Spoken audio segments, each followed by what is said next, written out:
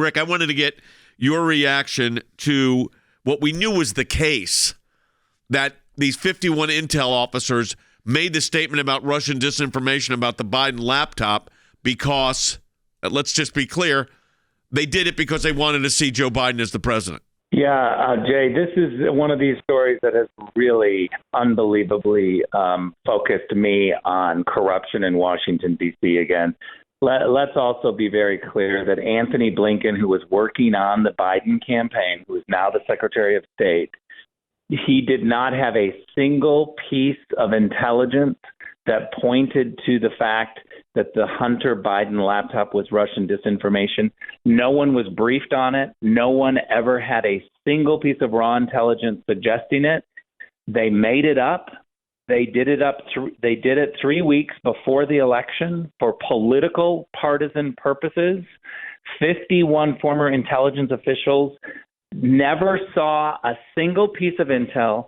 They said this to manipulate an election. They did it at the direction of the Biden administration, of the Biden campaign.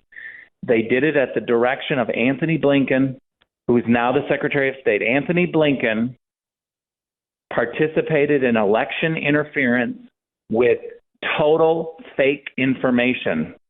This literally implodes his moral capabilities to go around the world and talk about democracy. We cannot have a Secretary of State who has manipulated the 2020 elections by getting 51 people to lie about a laptop that absolutely had information showing the Biden family with the Chinese communist leadership. We cannot have a Secretary of State traveling the world for the United States of America talking about democracy and the rule of law when he just was caught with someone under oath who ran the CIA saying, Antony Blinken asked us to sign this letter and we all did it to help the Biden campaign. This is such an outrage. This is how countries implode when we have leaders like this. This man must resign. We must have a media that is asking these questions. Let me just say this as I finish here, Jay. CNN correspondent Dana Bash, his husband, signed that letter. He was one of the 51 people. You're telling me that CNN and its reporters spent 2.5 years ignoring that letter and how it came about? Dana Bash knows exactly how that letter came about because her husband signed the letter. They knew that Antony Blinken, the Secretary of State, asked them to sign that letter. And CNN and Dana Bash has never asked the question or said anything publicly about this total election manipulation. This is corruption in Washington, D.C., and people should be outraged. You know, I said the same issue on corruption as it relates to Alvin Bragg and his misdemeanor lawsuit trying to create it into a felony, which was ridiculous. But he's doing this after, you know, a candidate who is the leading candidate now for the Republican nominee for president. And it's exactly, Rick, what I argued to the Supreme Court of the United States 31 months ago during COVID in this very room, where I said you are weaponizing 2,300 local prosecutors to put their thumb on the scale of elections.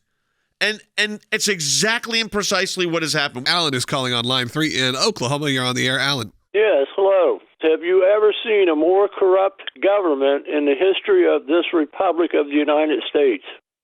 Have I ever seen a more corrupt? You know, it's hard to rank. Rick, this is a really good question.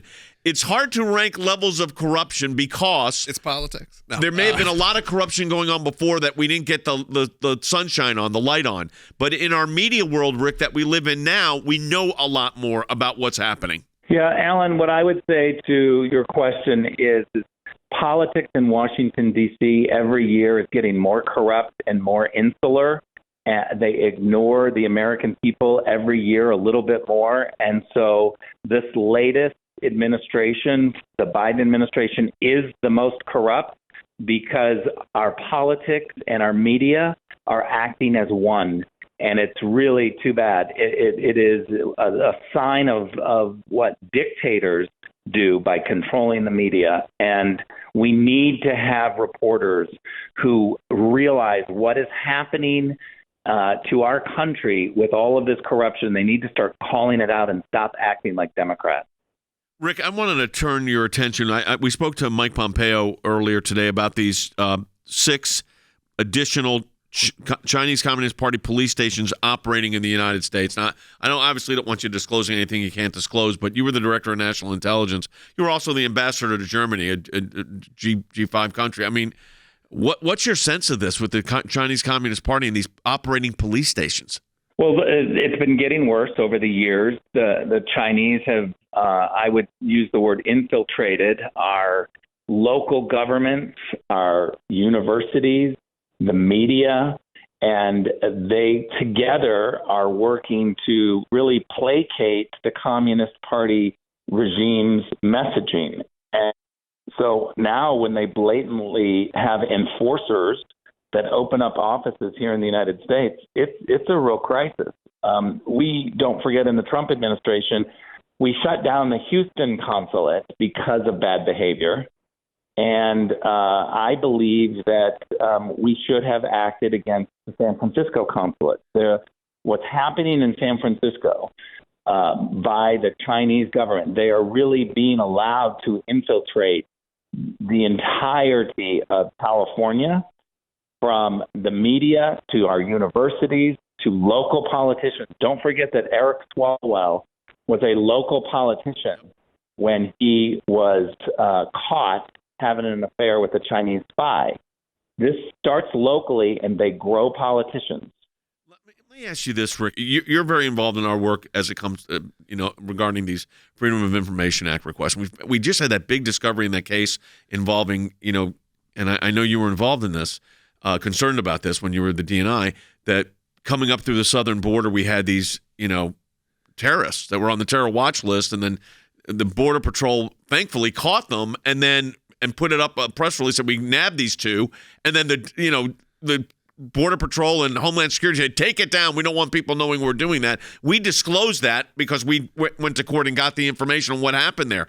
The problem is, and this is why these Freedom of Information Act requests are so important, because you've got to, that's one of the only ways you can find out what your government's actually doing.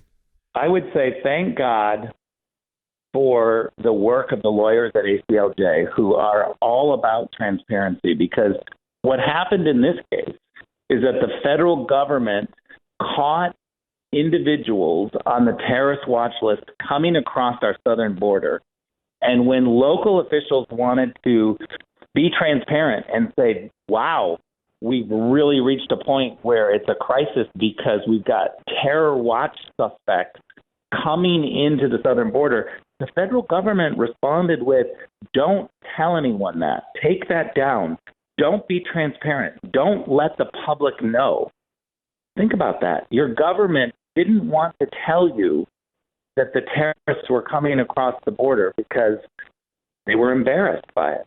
Thanks, Rick. We appreciate all of your insight. Support the work of the ACLJ at aclj.org.